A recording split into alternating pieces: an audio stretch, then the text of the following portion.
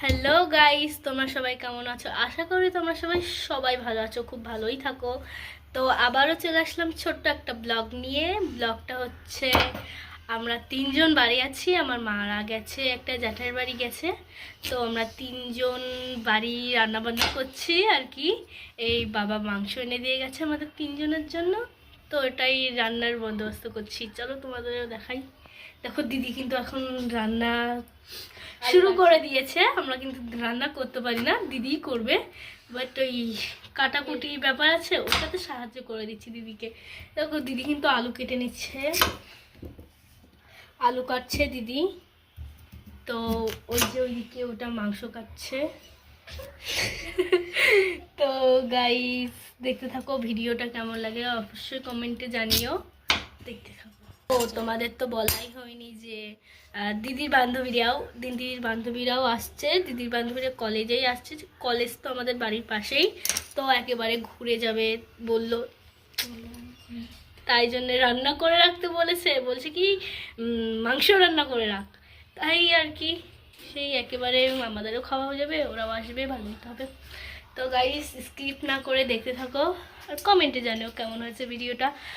মাংসর কিন্তু অবশ্যই দেখাবো। আর এরা বলে কি এরা একদম কাজ করে না গাইস, সত্যি হেভি। দেখো গাইস আমরা করি, কিন্তু আমার দিদি দেখতে পাই না। মানে হ্যালো গাইস, যেমন কি বলছিলাম আমার দিদির বান্ধবীরা আসবে, তো ওরা চলে এসছে। দেখো ঘরে হাল্লা হল্লি করছে। চলো তোমাদেরকে দেখাই, ওরা এসছে, চলো তোমাদের সাথে মিট করে দিই। আসো আসো আসো। এই দেখো এই যাচ্ছে দাদাটা বললাম কি অনু, এই ঘোরাঘোরা ছাড়বি তো? আমি রাউলি আমার কথা বলি, বিশ্বাস করো। দেখো এসছে মানে হল্লা শুরু করে দিয়েছে গাইস আমাদের ঘরে। দিদির ফোনে ওই মুন্নির সাথে কথা বলছিল। আমরা এখন খেতে বসছি, চলো। আমিও আছি। ওই যে ওই দাদারা সব উপরে বসে রয়েছে। আয় নাম নিচে নাকি কতবার ডাকবো তোকে? আমার পাশে আয়। মেয়েদের চট দিতে হয়, নিজের তো হ্যালো গাইজ, মাসিরা এখন মানে দিদি বান্ধবীরা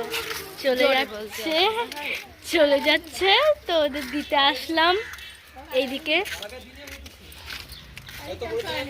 ওই যে দিদির বান্ধবীরা চলে যাচ্ছে।